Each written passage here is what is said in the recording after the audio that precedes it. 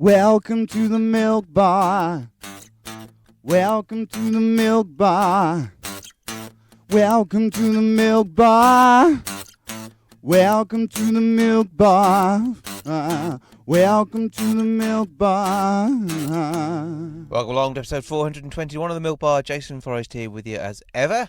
And coming up on the show this week, just over 10 years since it all began, we'll be hearing from Scott Bird about the latest shows at the Grand Theatre. They've got a brand new season ahead of them, and it all includes their 125th anniversary, so that's on the way. We'll have music from Erica Papillion Posey, some great stuff from her. We'll be featuring her album and having a chat with her about how her music comes together. We'll find out about Old Herbaceous, which is on the way to the Stafford Gate House this coming Friday. And we'll have an Actor with Toby Osmond. He is in Game of Thrones in the final season, as well as much more besides. We'll be finding out about his work to date and what's coming up in the future. But first of all, over the weekend, the Royal Three Counties show took place in Malvern. I had a chat with various people down there, including the man behind the biodegradable crisp packet. Also, we'll be finding out about an award for the Halfpenny Green Cider Company. As well as that, I found out about some rare breeds at the show and caught up with the show ambassador too. So we're down here with the show ambassador for the Royal Three Counties show, Adam Henson with us. Hello, sir. Hello, good afternoon. Now, you're actually pretty much royalty as far as the woman farming goes as well, so that's where the title comes from, I'm sure of it. But having a great time down here and an amazing show as ever this year. It really is. I mean, the Royal Three Counties is a show I've grown up with. Used to come here as a little boy with my three older sisters and my dad showing animals. He then became president of the show, which was a great accolade and something he was very proud of. He then introduced Rare Breeds Day on the Sunday, which is why we have all the rare breeds being shown today. Mm-hmm. And so for me to be able to sort of follow in his footsteps in a way and take on the ambassador role that I've been doing for the last 4 years is a great honour.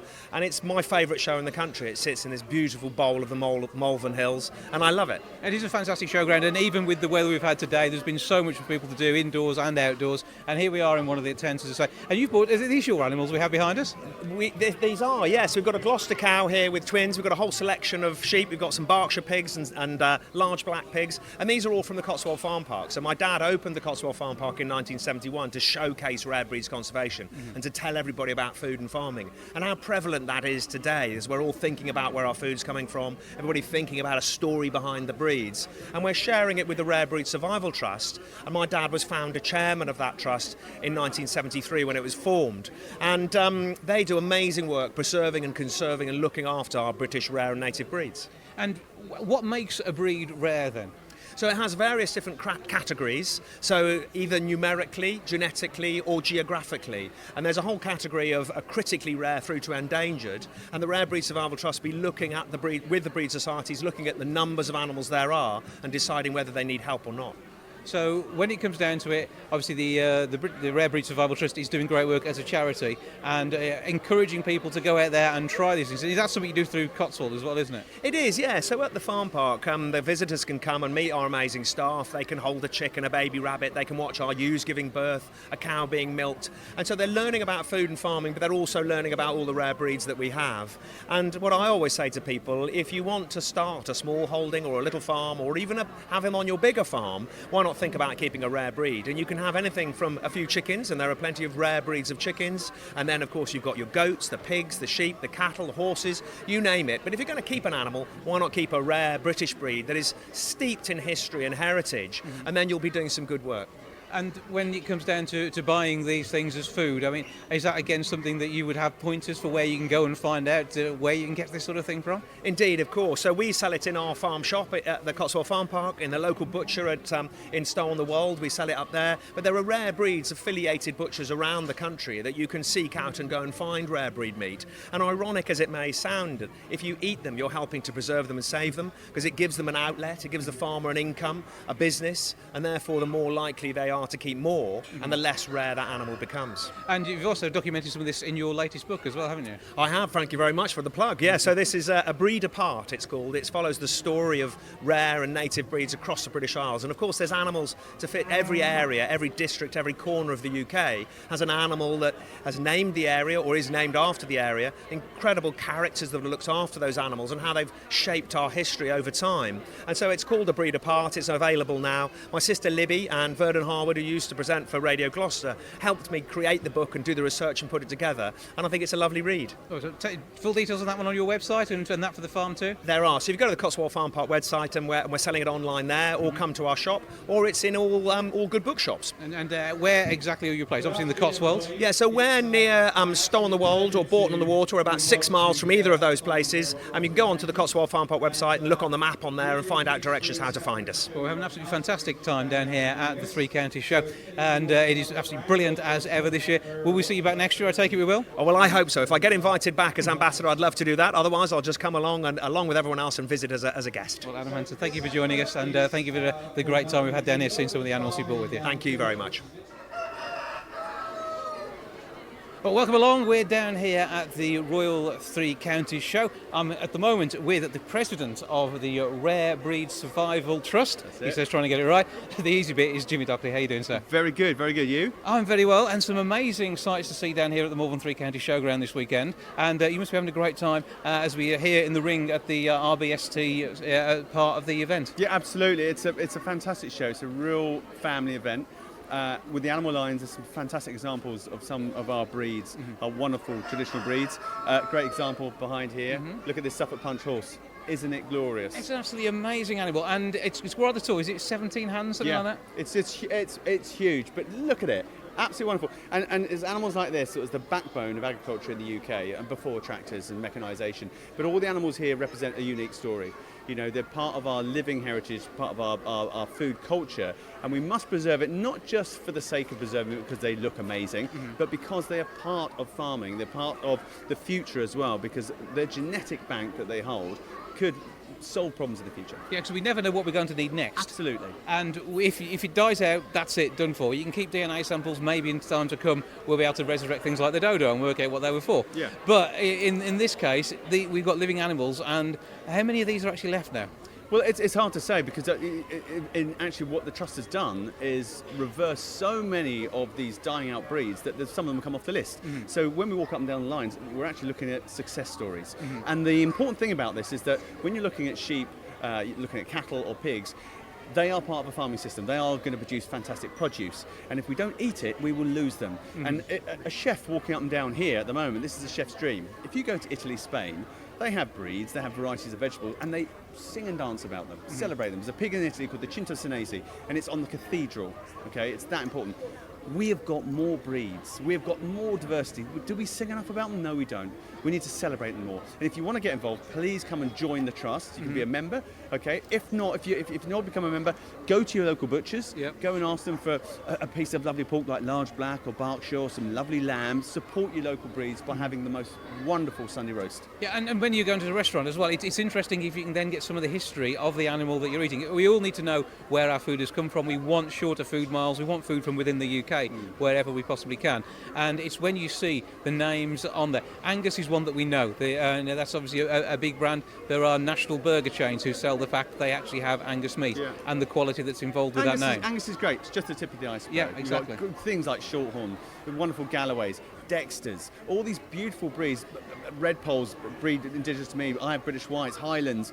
There's endless variety, and that's the beauty of it. When you go out to your high street butcher, one week he'll have Shorthorn, next week he'll have Longhorn, then have a bit of Dexter, and once you taste the variety, you'll be like, when's that Dexter coming back? Have you got any more Gloucester Old Spot, pork? It's that exciting. Let's celebrate the diversity, get involved, start eating this wonderful produce, support the local farmers, support the regionality, diversity, and support the work of this amazing charity, the Rare Breed Survival Trust. And that's the important thing. It is making sure that these breeds do continue. And so where can we find out more? There's got to be a website. Go on the website, go on the Rare Breed Survival Trust website, get on the Three Counties website, but get involved. What sort of thing can we expect to see as we go forward? Because are you looking out for new breeds where you're finding there's only a handful of examples left? Well, I think that all the breeds out there that are registered, numbers are gathered in every year, so we know how many breeding females there are of certain breeds. It's about the support, it's about putting networks together, and where there is danger of a breed becoming extinct, it's getting behind that, getting new breeders, getting new keepers, get the numbers up. But also there's a lot of science behind these farms as well. It's about creating banks of embryos, collecting semen, all those kinds of things for the future. Make sure we do that. There's someone come to say hello just at that point, which put a little smile on my face. I've been talking too much. Yeah, it is. He's listening in. But great to see animals like this, and say this really is an absolutely massive beast, and this has got to be at least 2 or 3 horsepower compared to what we'd expect these days. Absolutely, it's like a family car. You can take it home if you like. Absolutely, straight up the M5 will be absolutely sorted. Absolutely fantastic. Jimmy Doherty, thanks for having a chat with us. Don't forget the Rare Breeds Survival Trust, and check out all the details and find out about the great work that's been done to preserve these breeds. I'm with Mark Green now of Two Farmers, who have the most amazing crisps. I know, I've tried some earlier on, and an interesting story behind the bags that are in there too. How are you doing, sir? I'm very well, thank you. So we're Two Farmers Crisps, myself and co-founder of Two Farmers Crisps with Sean Mason, good friend of mine. Many years ago we decided that we wanted to make our own potatoes into our own crisps, so we set a factory up and we started to look at how we could do this. So we found flavours from Herefordshire, so we got 4 flavours. We got a lightly salted using a Droitwich salt. We got a cider vinegar flavour that is from apples from Woolhope, and then we've got cheese and onion, which is a local cheese from Charles Martel, and then we've got Hereford beef, which is beef and chilli. And so these flavours are great, but it is not only that, it's a story of using something that's all local, the local flavours, and the fact that I think for the first time anywhere you've got crisp bags that will actually break down into nothingness in the soil. Yep, these are the world's first compostable bag of crisps. So in 26 weeks after you've eaten these lovely crisps, if you put this bag into your home composting, in 26 weeks it will totally disappear. If you put it into industrial composting, in 12 weeks it will totally disappear. But if you wanted to just take the bag home and put it in the garden and plant it with your plants, over a course of 20 to 30 weeks it will totally disappear. So it's breaking down into natural products that aren't going to harm the environment, but actually keep the crisps really fresh as well. They keep the crisps very fresh. We have a 3.5 month shelf life on the crisps. The bag is actually made of wood fibre, so it's just a natural product, and it'll totally break down in 26 weeks. And even if you put it into seawater in 26 weeks, it will break down. Even if it ends up in landfill, the same as many packets do, it's still going to break down and it'll just disappear, and it won't be one of the nasties which are left around for 300 years. No, if it goes to landfill, it'll still break down. It just takes a little bit longer, so it'll probably take up to 6 to 9 months in landfill to break down. And when it comes to this whole concept and the whole idea, do you think this is going to be something people are jumping on the bandwagon with and trying to run off with wood fibre ideas? But I mean, you are there first. Yeah, we are there first. We're the first crisp packet in the world to be made out of this product. We're all looking. We want to get away from single-use plastics. Plastics is a very important part of our life, but single-use plastics with our food is something we need to move away from, and this is the first step to try to do that. And where are you selling at the moment? Because you're down here at the Three County Showground with a show, but that's a bit different to mass production. Yeah, we're in farm shops, delis, pubs, restaurants. We're also into cafes, anywhere really that is interested in giving their customers a little bit of choice and a little bit of buying into compostable packaging. So a sustainable, higher end product, but still reasonably priced. Yes, so we're trying to make it as affordable as possible. We're probably a little bit more expensive than your average bag, but if you want to buy into a compostable bag and do your little bit to help global warming in the planet, you've got to buy our crisps. So crisps for the conscience.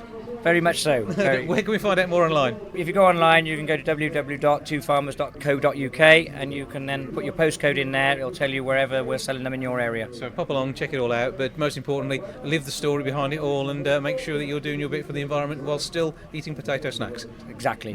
Thank you very much. Thanks. Hayley Green Cider Company have been successful with the awards down here at the Malvern Three Counties show. I have Tony Lovering with me, who is the proprietor of said place and based in Bovington, having a great time making cider by the looks of things. Yes, we've I've been there a couple of years. I just enjoy making cider. Well, you've been winning awards for it throughout the last 2 years at least. So tell us a bit about what you put into this year's competition.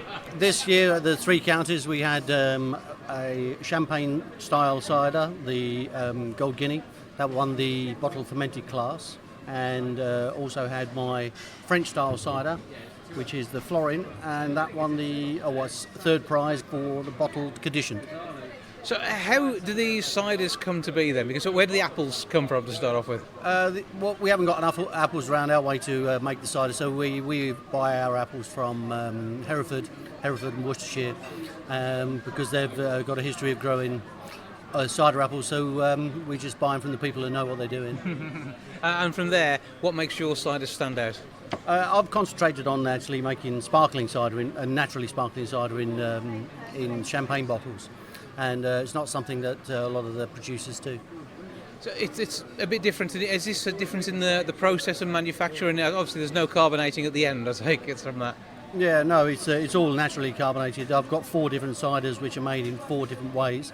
Each one is distinctly different from the next.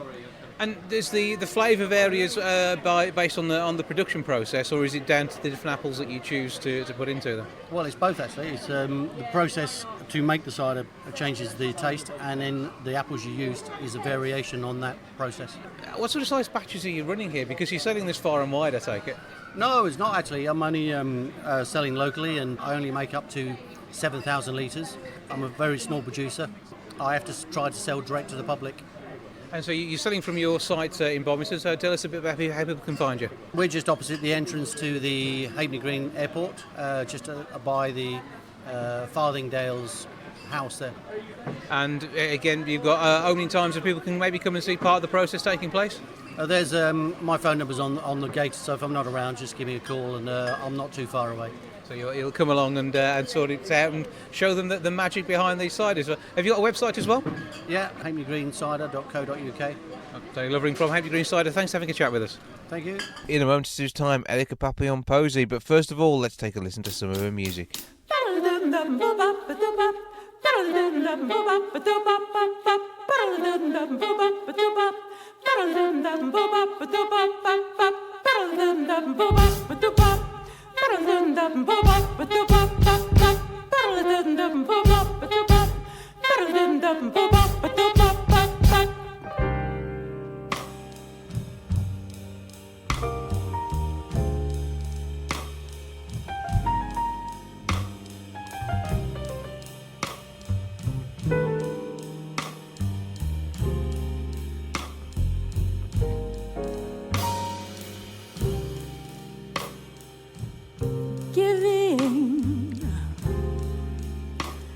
You've always been prone to the take.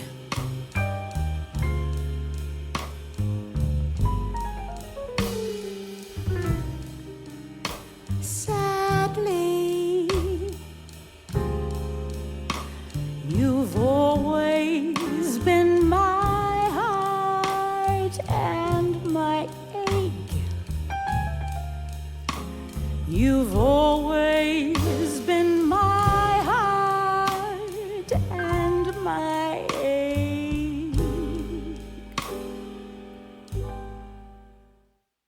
Soothe my somber soul, mend this deep hole. Mercies for these memories, bend my brain when you please. Testing tease my break, test me your mistake. Pardons, passes on repeat, comforts for granted, so to speak. Giving, you've always been prone to the take.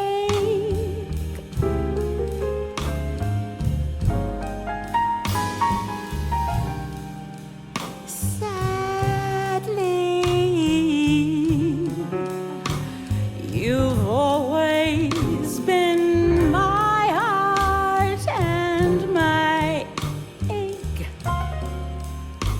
You've always been my heart and my ache. My angels, they decide well your demons rule hell. Unions can tell in the bay. Lest you decide before we break, wailing, weeping, woe, fall like balls of Jericho, like a list on keys. Jump to my feet and then I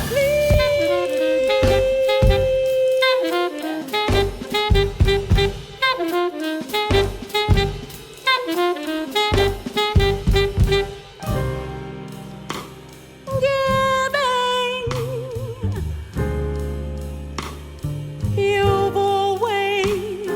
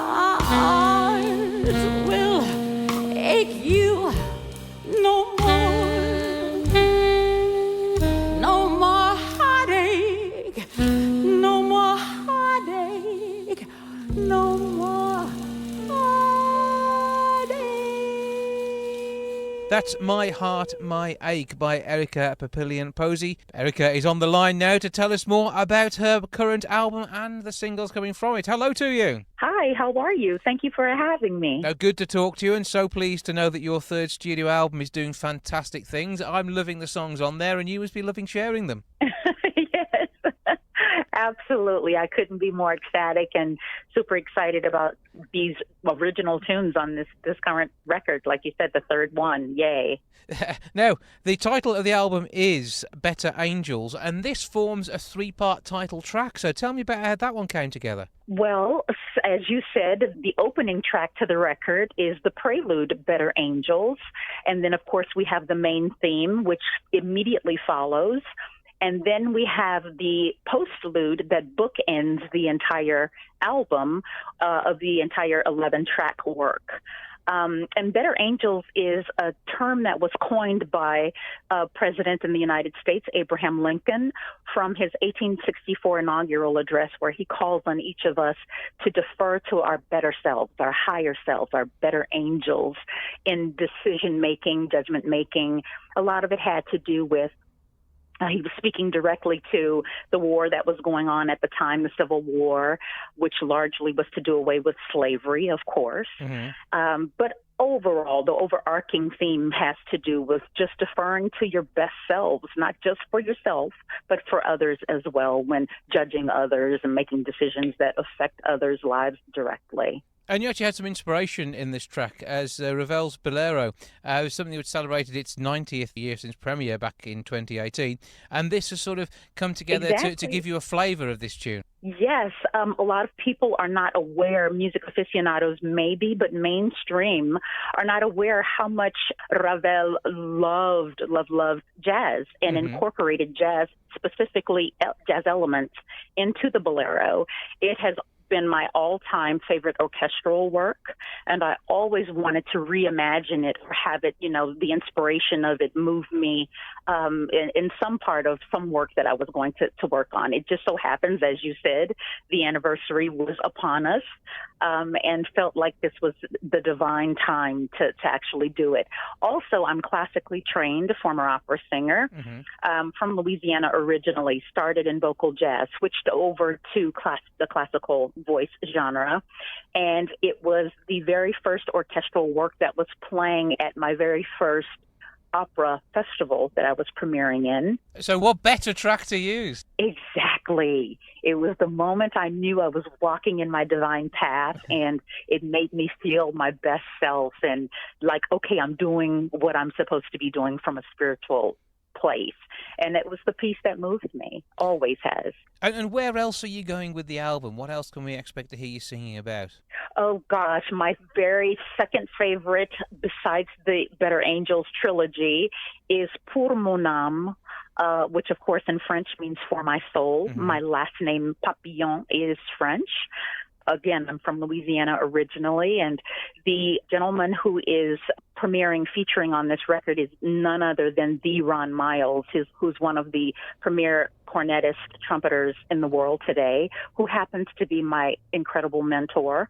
He also taught me in university jazz, of course, jazz studies, jazz theory, pedagogy, and I looked up to him and take his advice and direction on anything of or having to do with my career and, what I need to be doing next. And I was just so honored that he said yes, which he doesn't often do for his former students, but he said yes to me, and I couldn't be more gratified and elated to have had him on this work. So Pour Mon Âme, listened for that one. Well, it's an amazing album. I've been listening through the tracks. I am loving listening to it. Thank you. Obviously, your audience are too, and you must be getting some great feedback. Oh, absolutely wonderful. I'm actually just leaving New York. I'm actually currently in Spain doing some more promo work for the record. Headed back to New York from the middle of June to the end of June. I'll be in Harlem playing a lot of music from the record and, getting my feet wet over there.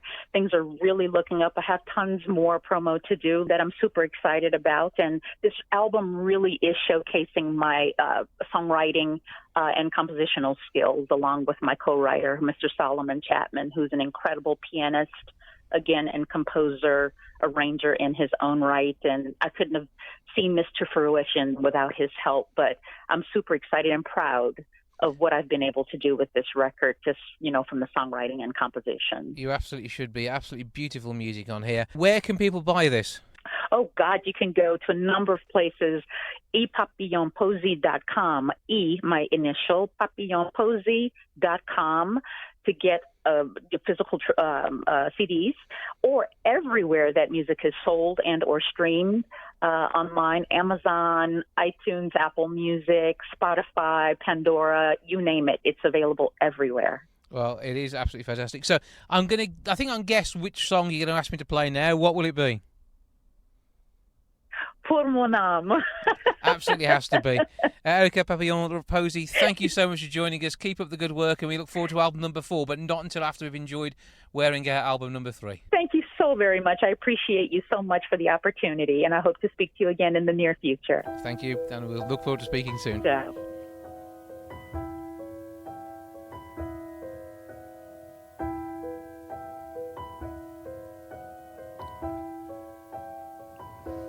Mama came back yesterday, said she had a word to say about some things she thought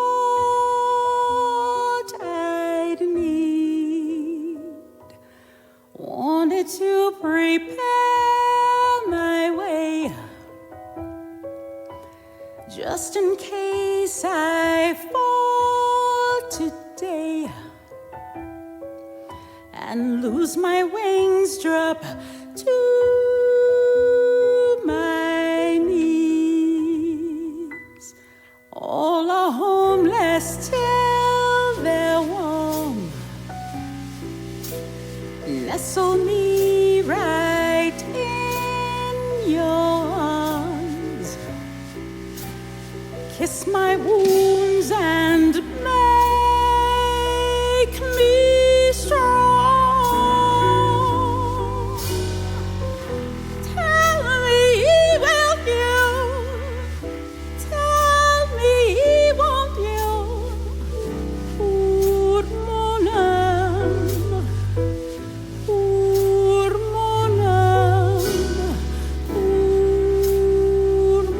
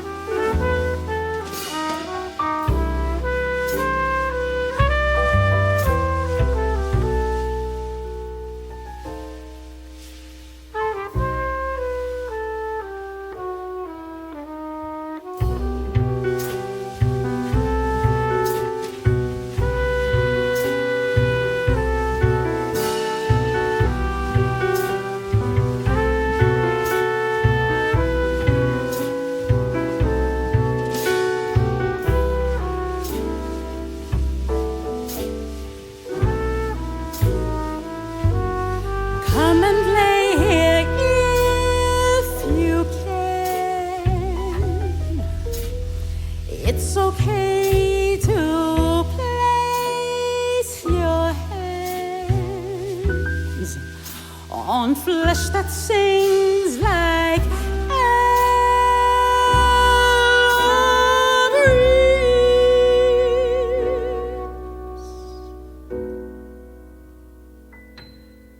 then you'll tell of all you know above the way my river flows.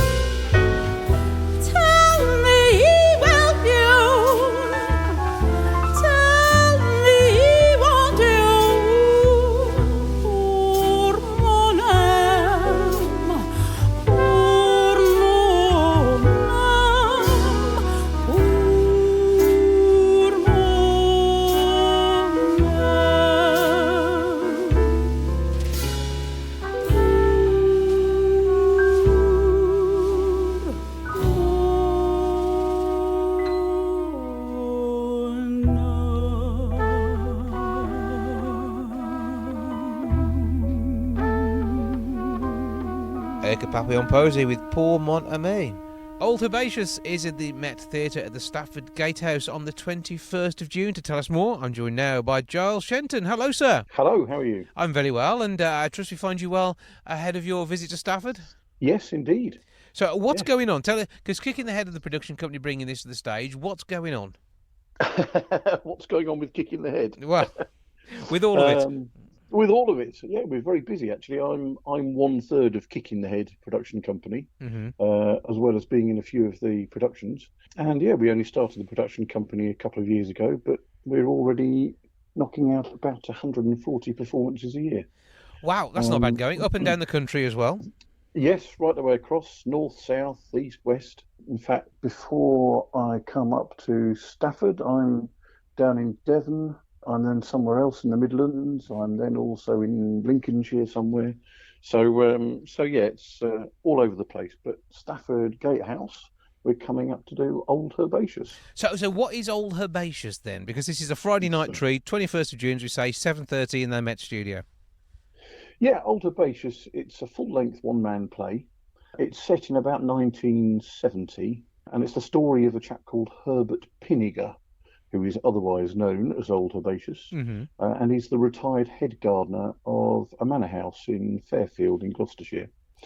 It was originally written as a book by Reginald Arkell in 1950, I think it was, and then it was adapted into a one-man play by Alfred Shaughnessy. Alfred Shaughnessy was writer and chief script editor on Upstairs Downstairs. And he also did a lot of writing for All Creatures Great and Small, so it gives you an idea of the sort of flavour of the piece. And All Creatures Great and Small was absolutely full of humour, as well as telling the story of the vets too. So you know, it is. Yeah, it's a piece that it tells a lovely story. It tells basically the story of one man's devotion to the same garden all his life, and also his devotion to the lady who owned the garden. Yeah, it tells a wonderful tale. It is. There's plenty of humour along the way. A few gardening tips and even a few cookery tips. So, I mean, obviously you've mentioned the fact that Upstairs Downstairs, which is a forerunner of Downton Abbey, it gives a flavour for what we do expect here. It's billed as being Downton Abbey with gardening tips, as you say. So it's a bit different. I mean, what have you had to personally do to prepare yourself to be Herbert and get into character for this? Well, I think I've been getting into character for a long time, actually. I actually bought the script when I was in my early 20s, and I absolutely loved it. But I've had to wait until I'm old enough to get away with doing it. So it's been on the shelf for quite a long time. It's hard work. It's a full-length play with just yourself. So there's nowhere to hide. Obviously, the key factor is you have to engage the audience right from the beginning. If you fail to do that, then you've failed completely. But people seem to love it. They seem to love the tale. They go home with, I think, a little bit of joy in their heart and a little tear in their eye at the same time. And do you go home with a bit of soil underneath your fingernails so you look like you've done the job? Me, I do. Yes, I do a bit of gardening while I'm on stage. Do a bit of potting out and stuff. Your plants must be confused. They're getting potted, unpotted and repotted every night of the week.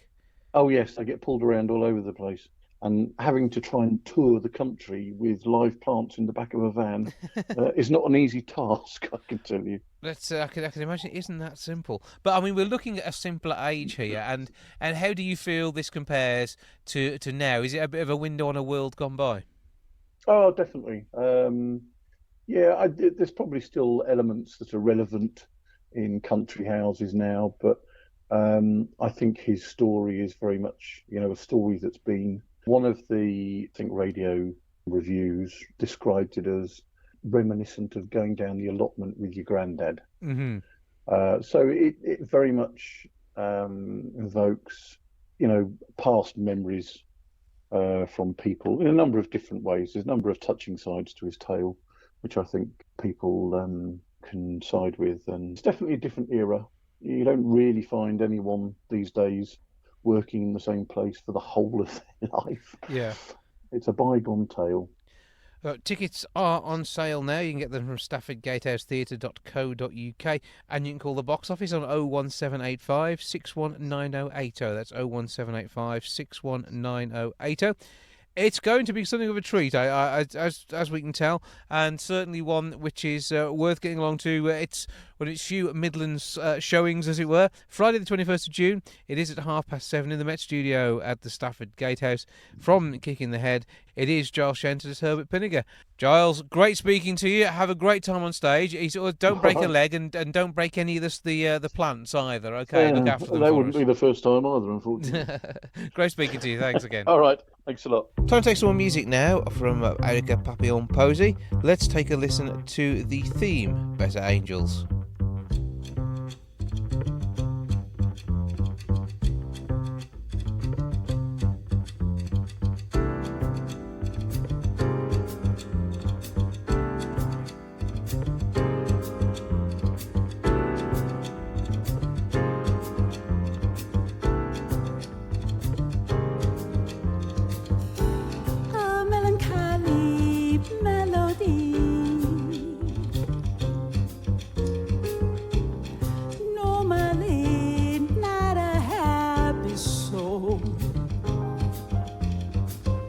Constitution bends toward sadness.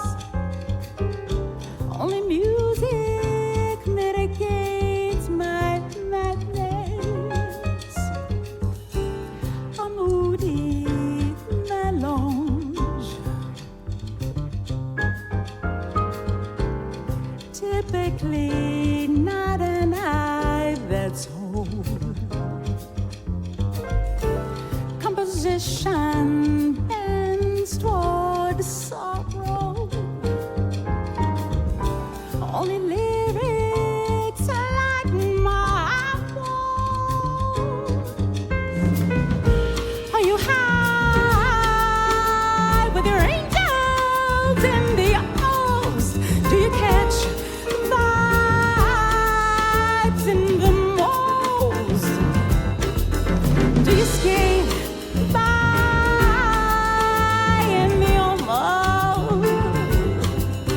or do you dwell in the abyss of the guttermost? Better angels so glow. Better angels set go. Better angels hold.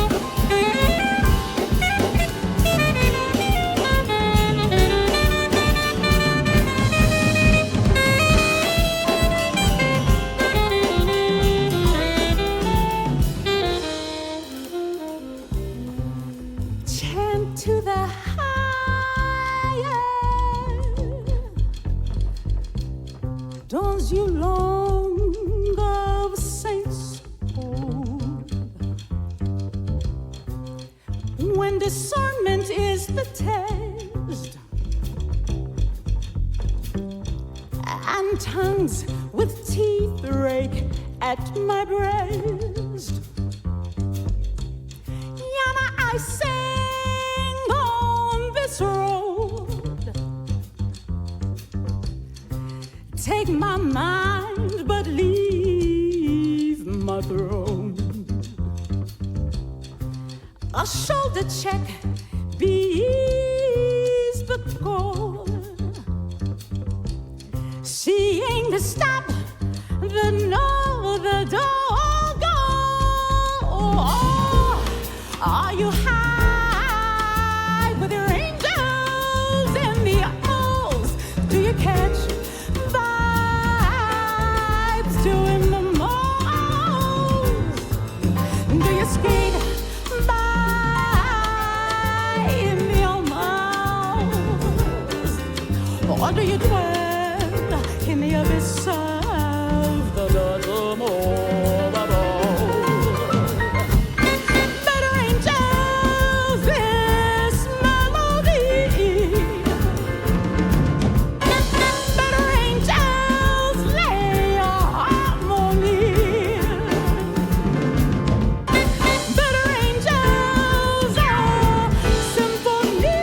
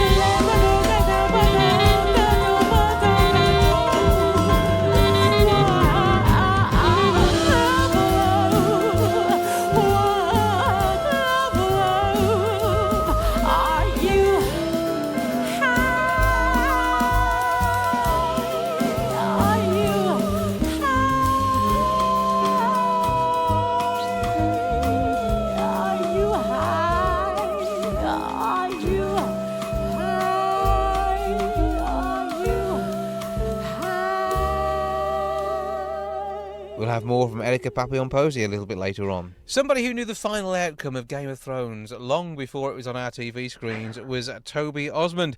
He was playing the new Prince of Dawn. He joins me now to tell me more about what's going on in his world. Hello, sir. Hi, how are you? I'm very well, and it must have been so tempting to let slip what was going to happen at the end. Well, I mean, I may have told my mother. Right. She's trustworthy, though. That's what counts. Well, exactly. I swore her to secrecy, and she doesn't watch the show, so it was sort of fine. She wasn't tempted. But yeah, it was quite funny, you know. And of course, we filmed it a year ago. Mm-hmm. So it was an entire year that I had to keep stum. But yeah, it was a pleasure to be involved in it. It was very exciting. Absolutely, you're part of the family, and everything we've heard from any of the cast, it really does sound like it's a great environment. And those who've worked on it for a decade have had absolutely fantastic time working with it all. Well, that was certainly my experience, and it was a pleasure to be welcomed by all of the cast. I don't think I've ever worked on such a large production where such a large proportion of those people have been absolutely down to earth, lovely, welcoming, nice, whilst being professional, of course. It was a really nice atmosphere. I think it trickles down. In fact, I think that's probably down to Dan and Dave, the founders of the show, because they were directing the episode I was on. And they were just really lovely. They were like, they were speaking with us. They were complimenting us on our work. It was like, oh, blimey, Dan and Dave were speaking to me. This is exciting. Well, you never know. There could be spin-offs. Anything could happen from here on in. And people will know you from your time as Thomas Cromwell in Henry VIII and his Sixth Wives. So that must have been quite an interesting one for people seeing the crossover there. Yeah, well, it was although they were both, I suppose, sort of periody sort of pieces, they were quite opposite ends of the spectrum. I mean, Cromwell was very much sort of like underplayed, naturalistic, sort of villainous type, and then Prince of Dawn is this sort of just lazy, debauched, like, I mean, I didn't really say much, but I hope my lounging got it across. So which is more you, though, of those two parts? Oh, the latter, 100%. So you can come and be typecast in that sort of role going forwards. But all of it, though, I mean, whenever you're playing a part in the acting world, we often, and with a good actor, in the case of yourself, we get completely taken in, and everybody assumes that is you going forward. So for those who've come to your work for the first time in Game of Thrones, when they meet you, they're expecting a bit of debauchery, I'm going to guess. Yeah, I mean, I'm pleased that more people saw Game of Thrones, The Prince of Dawn, rather than the Thomas Cromwell, although a lot of people did see Thomas Cromwell because they would have been sorely disappointed if they'd expected Thomas Cromwell when they met me. But Prince of Dawn is a lot more like me. I swan around Soho in faux fur coats and such, so it's definitely a lot more cast to type, that one. So, yeah. But any job in actor, as a freelancer, you are heading off from project to project to project, and now, I mean, obviously you're going to be required for the Game of Thrones Comic-Con type circuit, so that's going to be an interesting new part to your world. Yeah, absolutely. I mean, I've actually been to a few Comic-Cons before. I did a few Tom Payton films, and he's a very good director. He's working in the UK film industry at the moment, and so we've been to the Comic-Con in London and Birmingham for his film. Our penultimate film together, because we've done another one since then, had Shane Warden, who was the X Factor winner, and was on Coronation Street. So I think people really just wanted my autograph, as long as it was on the same photo as Shane's autograph. You've got to complete the set whatever happens, but yeah. Do you do much theatre work as well, or are you mainly focusing on TV and the like? At the moment, I've just been doing screen, but I do love theatre, and I've got a strong background in theatre, so I'd love to do more theatre. But yeah, at the moment, it's just been a bit of a screen roller coaster, really. I did another film since getting off Thrones about a week or two ago. And yeah, I've got some audio ADR pickup to do on another film that I did a few months ago. So yeah, it's all been screen at the moment, but I do absolutely love theatre. Oh, and with the screen work that you've got coming up, again, they can change your appearance so significantly just as you go through a show. And what's it like as you see a character develop for you when you're on screen? Well, there were a couple of funny stories, actually. So in the Henry VIII docudrama, they had 3 different actors to represent Henry VIII. But they only had me for Thomas Cromwell. Now, I wasn't present during the toddler stage for Henry, but I was there for the sort of young adult Henry, who was played by Charlie Clements, who was Bradley Banning on EastEnders. And then they had an older Henry as well. And I was standing next to him. I hadn't aged a day. They just changed my hat. But yeah, no, they do change your appearance a lot.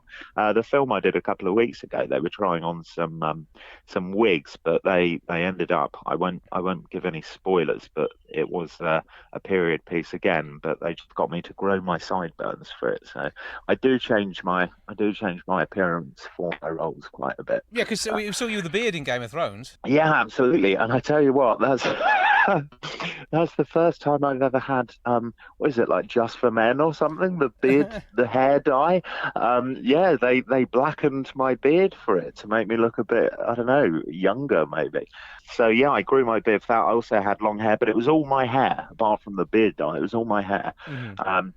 But I've now got much shorter hair because I did the film with Tom Payton called Stairs.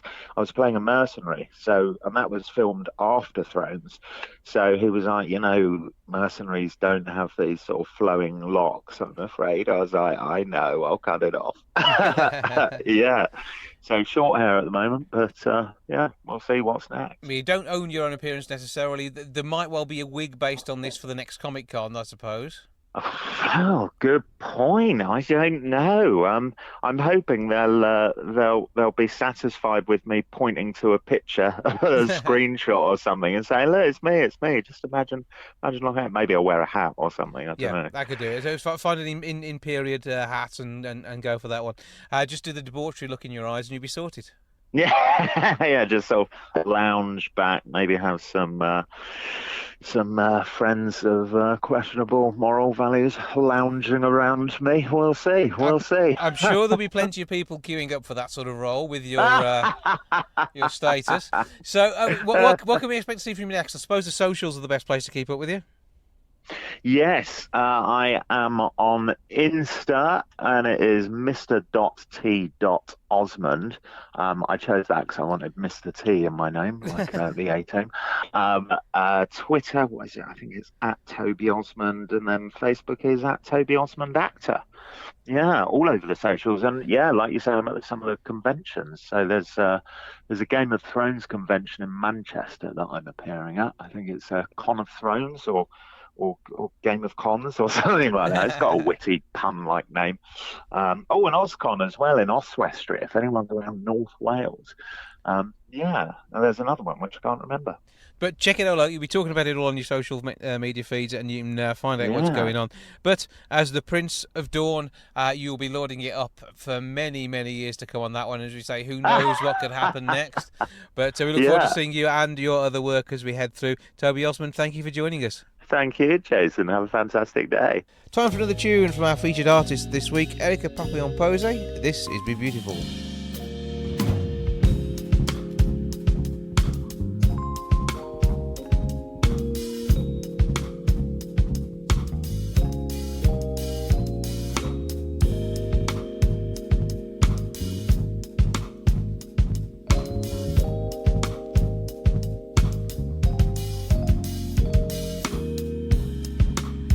Double leather labels us quick. Rich mocha hue, melanin tint. Woman is born third citizen. Society shuns our sun-braced skin. Who's darling sweet survivor are you? Who saved you from turn of the screw? Not of my flesh, a culture fame. Show some shame when you still are wings. When do we get to be? When do we get to be? When do we get to be?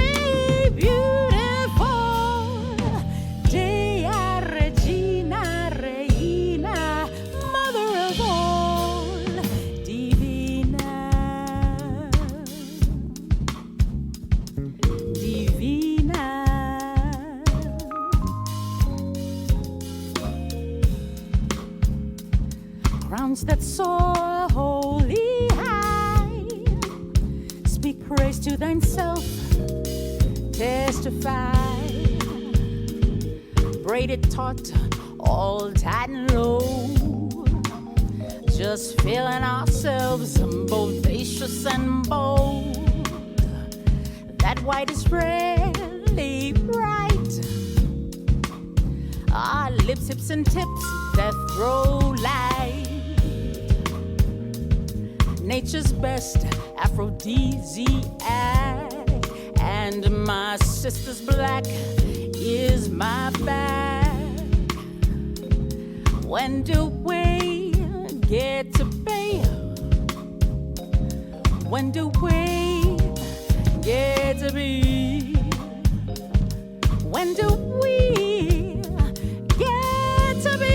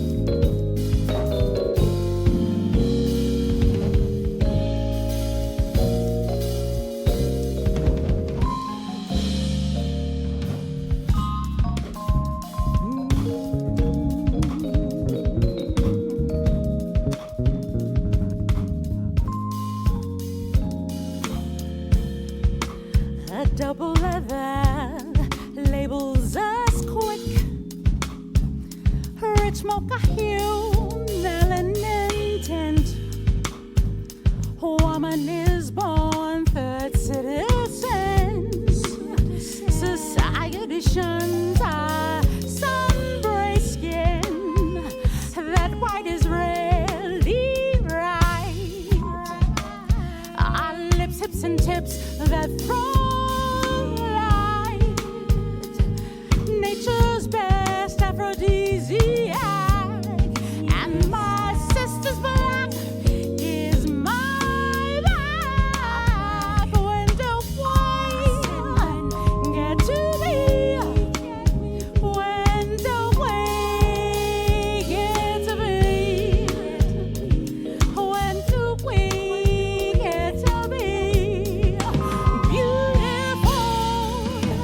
Deare, Gina Reina, mother of all, divina, divina.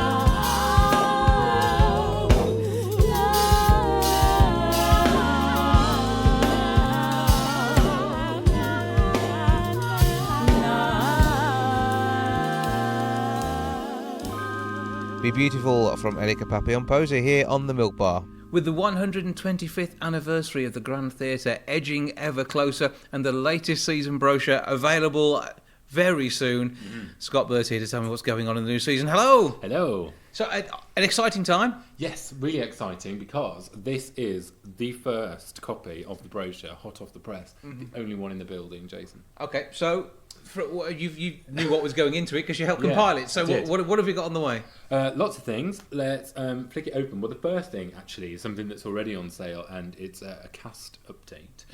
So we've just announced that from the 3rd to the 7th of September, John Partridge will play MC in Cabaret. Now, he was last here in La Cage aux Folles. And he was amazing in that and loved by the audiences. So this is a really major part to play. And at the time before that, he played Billy Flynn in Chicago. So the thing is about John, he's a showman, isn't he, I think? And he always comes back with a totally different role.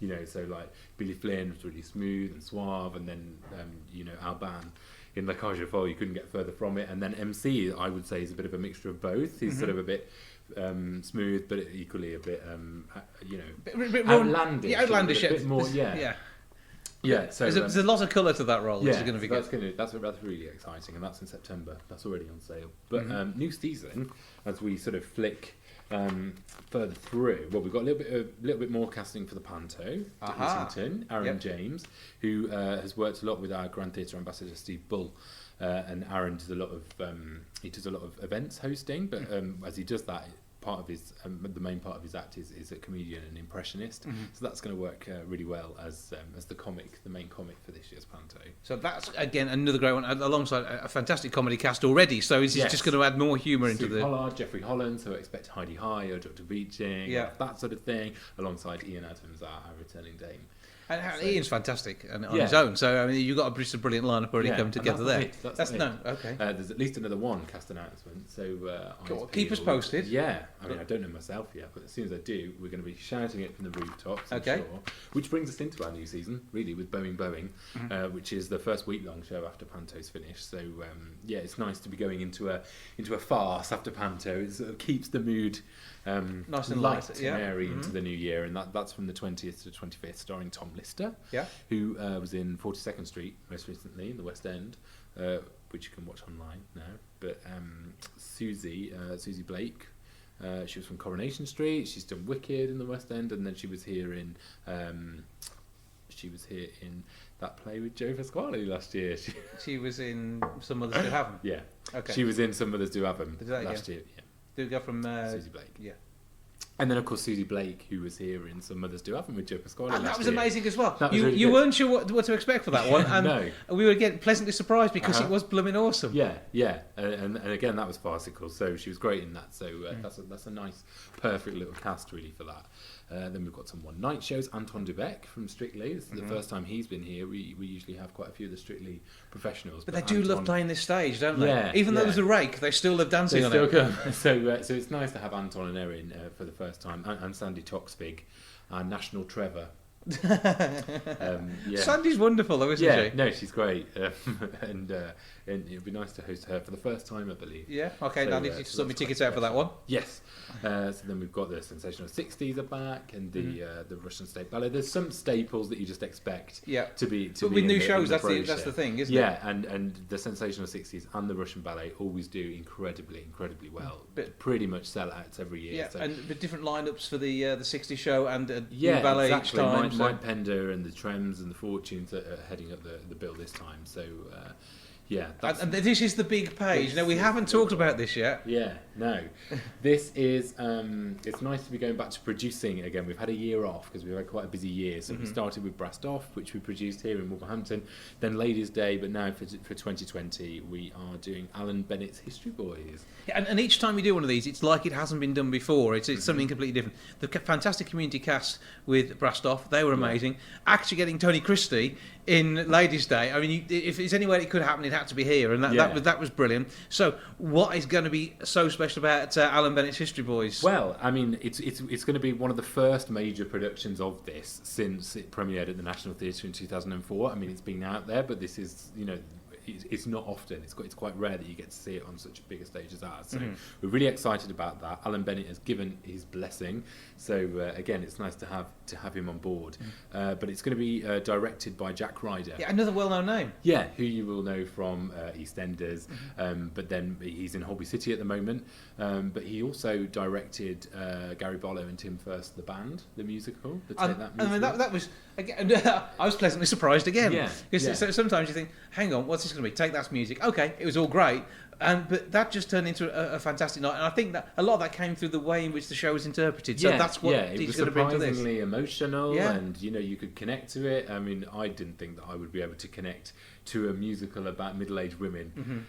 As much as I did, I just think it just opened it up to... The music for you was when you were very, very, very young, if around at all. So, but to bring everybody in the way it did, that was great. And with what he's going to do with this, we can only wait and see. Whilst this isn't a musical, I'm sure he's going to take what he has done to the band and to Calendar Girls. He worked on The Girls in the West End, that musical, and everything else that he's done.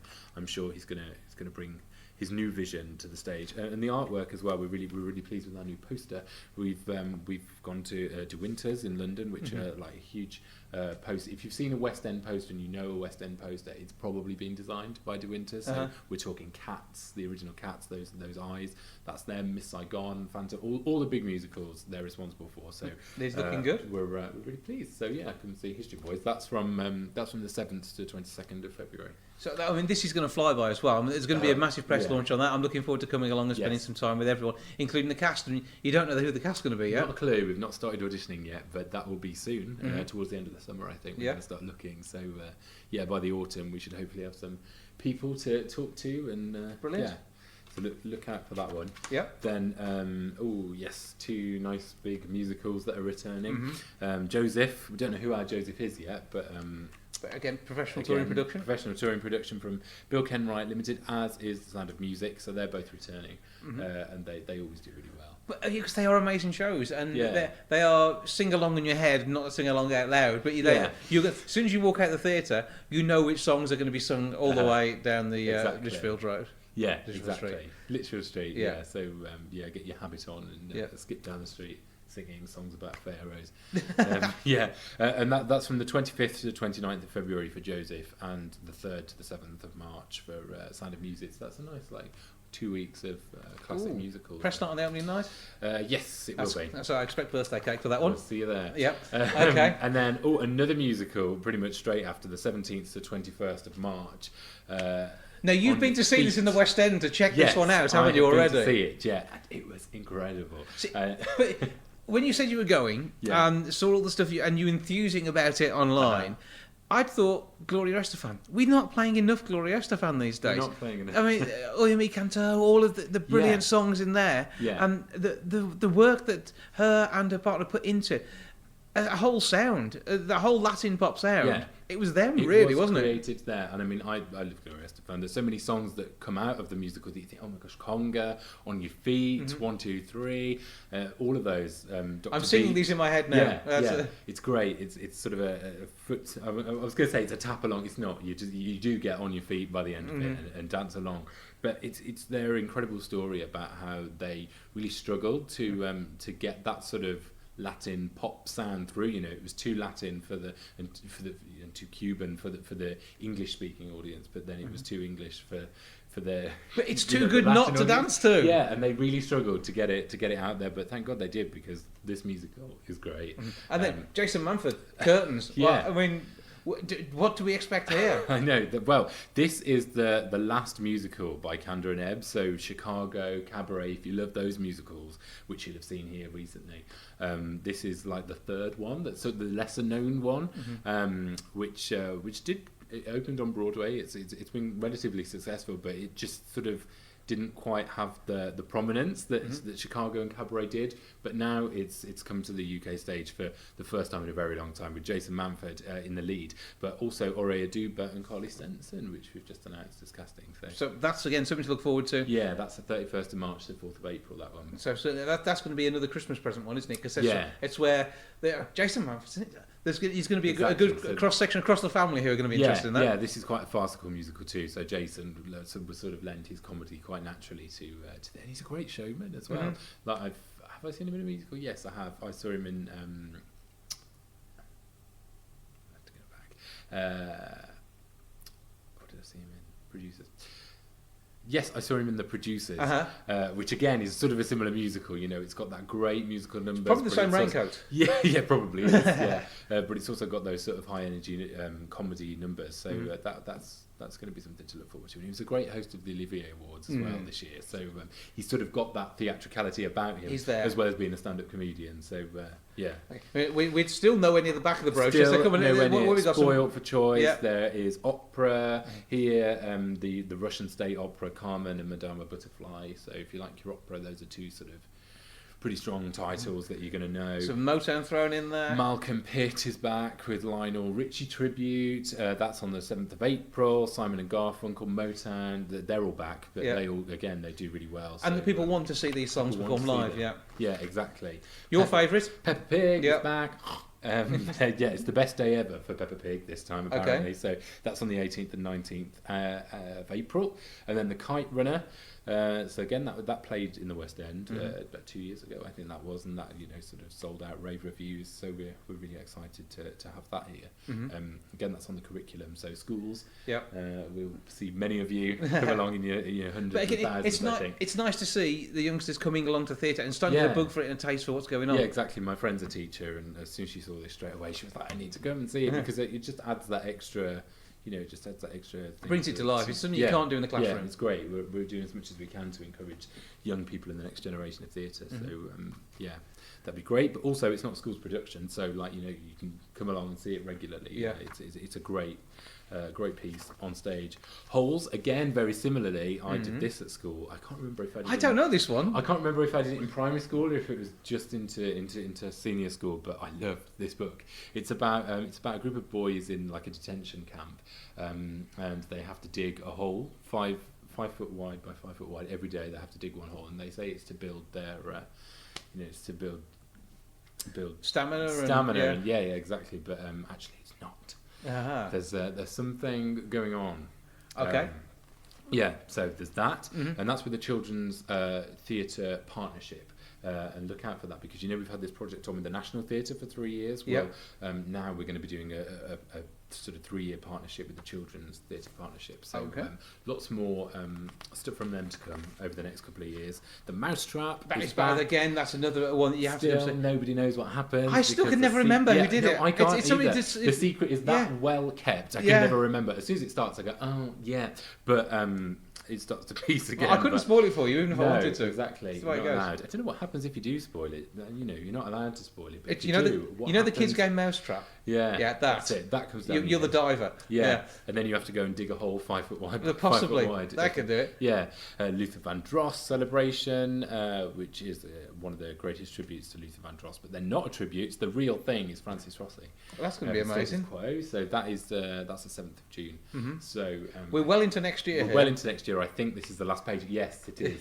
This is the one that I do our social media accounts. And when's this go on sale, Scott? When's this go on sale, Scott? Asked for the last I don't know how long is Darren Brown Showman. We're really excited to have Darren Brown. When's it go on sale, Scott? And these tickets will fly out of the box office when they go on sale to Friends of the Grand exclusively on Saturday the 22nd of June, which is at 10 a.m. online. That's an exclusive online window between 10 and 12, and then they go on sale from the box office in person and on the phones at 12. So they will go on sale to the public eventually, but if you do want to get, and this is all of the shows in the brochure, if you do want to get the best seats, do become a friend of the Grand. And there's so much stuff that you get for that, because there's not only the discounts that you get here at the Grand Theatre, they've been able to buy tickets nice and early, but also discounts at venues across the city as well. So if you fancy comes a week before a show, you could save yourself some money just by being a friend of the Grand. Yeah, so Richard Bourne, our new chairman, I say new, he's been in position now for about a year now. Is it that long? And something that Richard's been working on is sort of making the Friends of the Grand membership more than what it already is. So not only do you get discounts on most productions and priority booking, you're now sort of expanding our reach. So just becoming a friend of the Grand doesn't mean that you can just enjoy the theatre. You can enjoy goods and services throughout the city. So there's restaurants in there. There's even a car garage in there, so you can get to the theatre.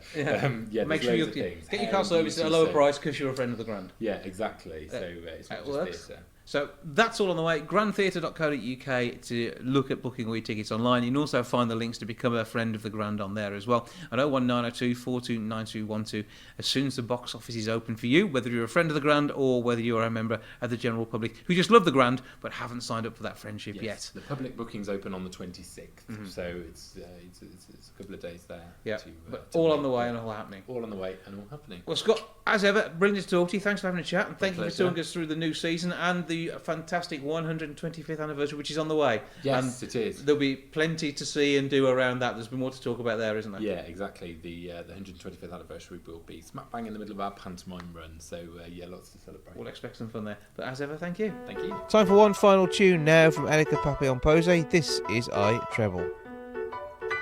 I treble, I revel, rebel quite well, and when time calls for conjure hell as well. I trouble, ain't humble for you, for my sound round tempo moves right into you. Now, what's in the name? I hear everything. I'm amused when my muse gives me music to sing. No grace ain't a mandate when one knows the stakes. This chiaro, this scuro, lo high, vai.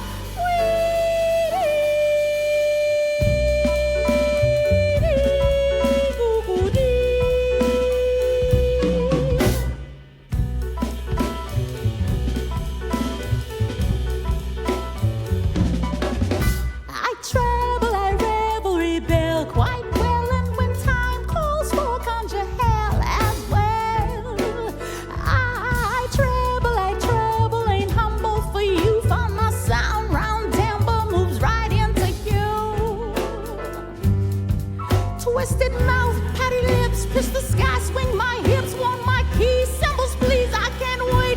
Give me bass, give me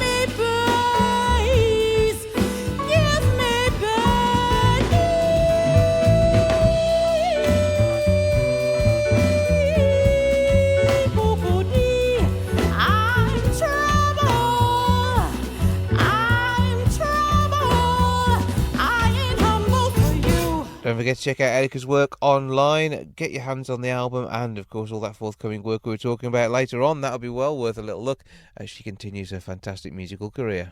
That's all for this week. Thank you so much for joining us. Back with episode 522 next week. I'll see you then. So for now. Goodbye from the milk bar.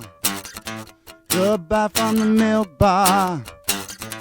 Goodbye from the milk bar. Goodbye from the milk bar.